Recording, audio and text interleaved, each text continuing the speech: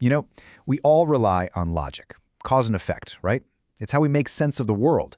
But what happens when that logic just breaks? Today we're diving into 3 true stories that completely defy easy answers, incidents that really challenge our idea of what's real. Being scared of something you can see. Okay, that makes sense. A bear, a burglar, whatever. But what about the things you can't see? The things you can't explain? That's what we're talking about. That moment when logic fails you and all that's left is this terrifying, unanswerable question.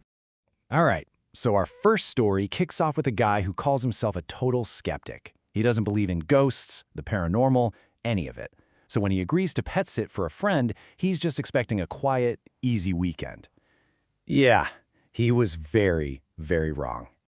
So picture this. It's kind of the perfect setup for a chill weekend. A huge, modern house out in the middle of nowhere, totally stocked with food. He's all alone with his friend's golden retriever, not a care in the world. His friend even texts him a joke, something like, "Don't get scared being all alone in that house," and the guy just laughs it off. But then, in the dead of night, everything changes. At exactly 3:21 a.m., he's jolted awake by the dog barking like crazy. And we're not talking a normal, someone's here bark. This was a deep, protective, terrified bark, and it was aimed right at the basement door. He goes and checks, finds nothing. The next night, it happens again, almost to the minute.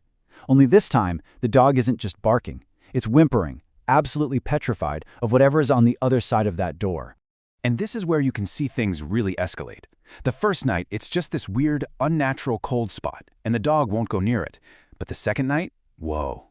The cold is back, but now there's this overpowering, awful smell with it.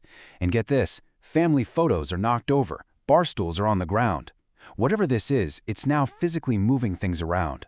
And then the sun comes up, and it's like nothing ever happened. That horrible smell? Totally gone. The unnatural cold? Vanished. And the dog, who was shaking in fear just hours before, is now happily trotting down into the basement. The real kicker comes when the owner gets home. He just casually mentions that the dog used to have these fits as a puppy, but they never figured out why. So an unseen presence in a remote house is one thing. But what happens when the unexplained follows you somewhere that's supposed to be completely secure? Our next story takes us to a modern apartment complex where the threat isn't just outside, it's right at the door. At first, it's pretty subtle. You know, the sound of someone running in the hallways, some giggling and tapping on her ground floor window late at night. She just assumes it's neighborhood kids playing a prank. So she decides to just ignore them.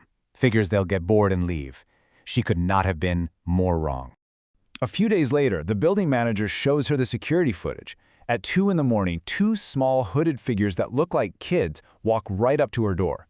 And for 10 solid minutes, they just stand there, an inch from the door, completely motionless. Then, one of them tries the doorknob. When it doesn't open, they just skip away. And here's the crazy part. They vanish. They don't show up on a single other camera in the entire complex. But the next encounter is so much worse. She hears her doorknob rattling, and she runs over. A soft kid's voice whispers to the door, "Mom, we're home. Just open the door and let us in." When she yells back that their mom doesn't live there, they start giggling and throwing their bodies against her door. And this is where your brain just starts to short circuit, right? How did these kids get into a key access-only building where no children even lived? How did they disappear from a comprehensive security system? The manager just makes it weirder by revealing that the last person who lived in that apartment had some kind of horrible incident involving her own children. Okay, our final story, this one might be the most terrifying, because the threat doesn't just knock on your door, it gets inside. And it all starts with what seems like a harmless, secret admirer. So it begins with these friendly little pink sticky notes on his car at work. He thinks it's kind of cute, so he plays along and leaves a flirtatious note back. But the whole thing takes a really dark turn when a note shows up on his car at his house. He stops responding, and that's when the messages get threatening, reminding him, "I know where you live." Then he finds this note on his car, parked at his home. "You look cute when you're sleeping." And just like that, this isn't a game anymore. This is someone who has been inside his house, watching him. His whole sense of safety is just gone.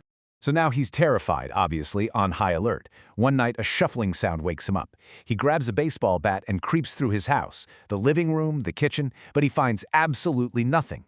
He figures he's just being paranoid, so he locks his bedroom door and tries to go back to sleep.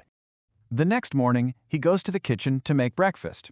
He opens his refrigerator, and there, on the inside of the door, is another pink note. "You can't keep me away." He immediately checks every single door and window, all locked tight. The police come, they investigate, and they find zero signs of forced entry. Nothing. That's the horrifying truth of it. Somehow, this person got inside his locked house, left a note, and got out without a trace. They must have had a key. But how? So what's the connection here? A haunted basement, these phantom children, an impossible intruder? It's the complete breakdown of logic. In every single one of these cases, the person is left with this giant, gaping hole where a rational explanation should be. When you lay them out like this, you can see this pattern of escalating impossibilities. First, it's a question of senses. What could the dog feel that the human couldn't? Then, it's a failure of our technology. How do you just bypass a modern security system? And finally, the ultimate violation. How does a total stranger get a key to your locked home? And that really gets to the heart of it all. The lasting fear doesn't come from the ghost or the stalker. It comes from the aftermath, that endless loop playing in your mind, trying to find a logical reason for what happened, a reason that just isn't there. It's the not knowing that truly haunts you. So where does that leave us? Was it a prank? Something paranormal? A predator? Every explanation seems to fall apart. And maybe the point of stories like these isn't to find the answer. Maybe the most terrifying possibility of all is realizing that for some things, there just isn't one.